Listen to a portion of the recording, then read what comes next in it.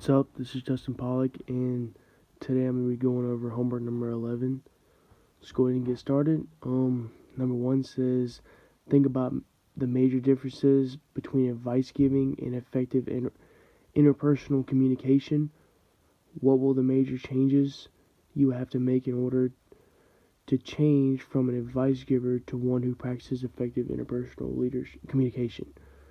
The major change for me would be about talking with a person instead of talking to them, is because I'm sort of the person that's always been the leader and give instructions instead of actually talking with them and talking it over, if that makes sense.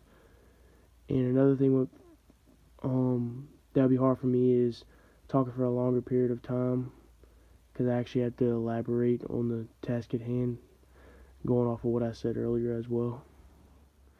Now on to question number 2. Question number 2 says, from the mentoring training video, which types of mentoring have you experienced?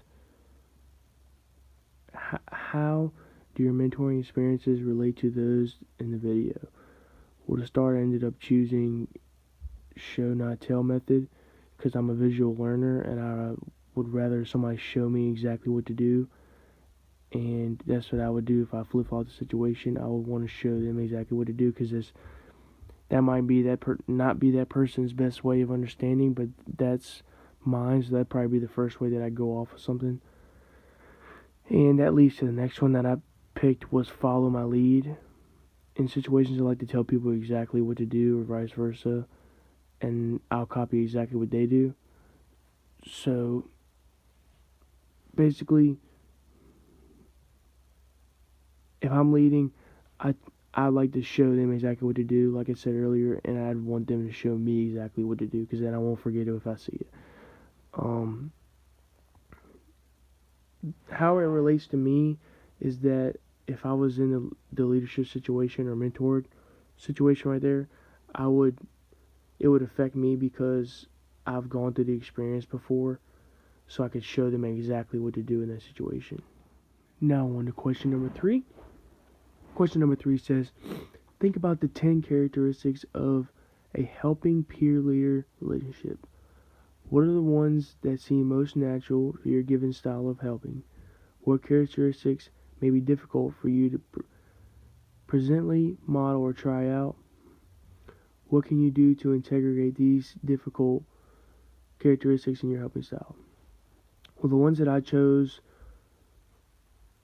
for that are ones that are natural to me was honesty, hardworking, and goal-oriented. The main one that would be hard for me would be good communication, because I'm the type of person that gets quiet in crappy situations and sits back and watches, and I don't really like to communicate. Like, if something goes wrong, I just like to fix it and get it over with. So that'd be the main one for me, and just pretty much focus on getting it done and don't back off it, and try to communicate just to get the job done. Now on to question number 4. Question number 4 says, can you engage in interpersonal communication virtually? Given the current COVID-19 pandemic, what limitations might present themselves in engaging in this process? I think you can engage in interpersonal communication virtually and get the job done, but even though it isn't the ideal situation, it's definitely not ideal, like I just said.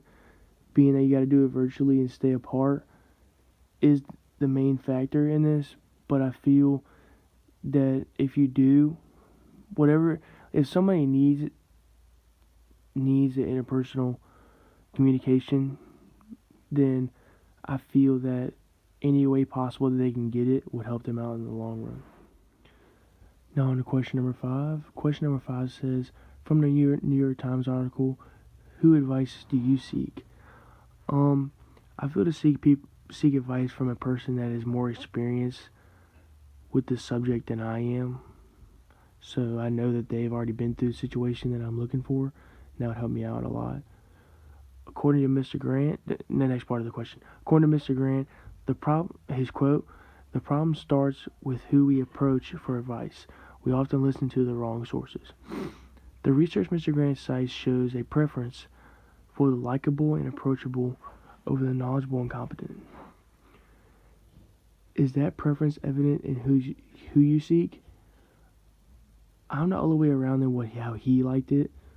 I'd rather have a person that is knowledgeable and likable than the other way around.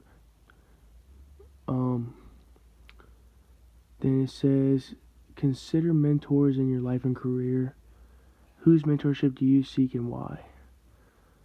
One person that I try to seek is my best friend, because me and him have been through a lot of the same situations and we're on the same level, so we know a lot of each other and we pretty much like and do the same things. So I always go to him if I need something, because I feel like he can answer it just as well as I can and just get a second opinion on it. Then it says, what characteristics, experiences, or behaviors do you look for in a mentor? I look for a mentor. I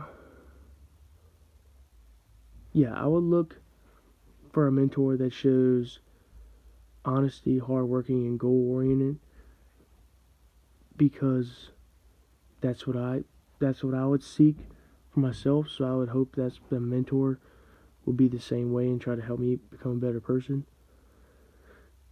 And it says, what qualities might you offer as a mentor? This goes back to what I just said, the same ones: honesty, hardworking, and goal-oriented, because I feel that those three things are really important in just becoming a better overall person and learning from your experience that you need help with. Then it says, with whom might you make an effective mentoring match? I'd say a person that I would get a match with is my best friend again, because of our connection on our certain topics in life that we go through together.